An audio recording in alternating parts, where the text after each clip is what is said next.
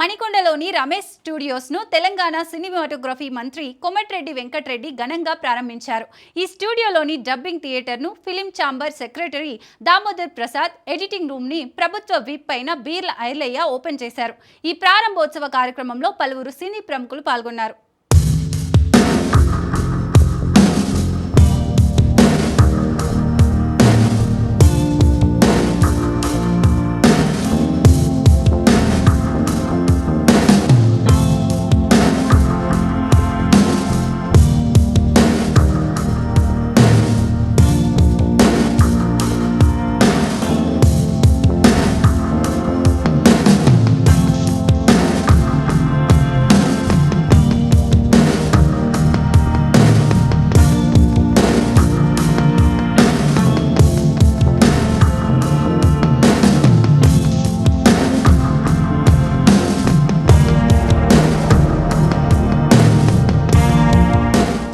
Photoshoot కోసం అని కావాల్సిన ఎక్విప్మెంట్ అంతా మేకప్ రూము, లైట్లు అన్నీ కూడా సమకూర్చడం జరిగింది.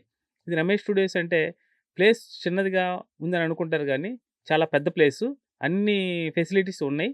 చక్కగా అందరికీ చిన్న సినిమా నిర్మాతలకి చాలా ఉపయోగపడిద్దని దీన్ని స్థాపించాను. అందరూ ఉపయోగించుకోవాల్సిందిగా కోరుచున్నాను. Thank you. ముఖ్యంగా ఈరోజు మన సినిమాటోగ్రఫీ మినిస్టర్ కోమటిరెడ్డి వెంకటరెడ్డి గారి చేతుల మీదుగా ఇది ఓపెన్ చేయడం జరిగింది డిఏ సూటు.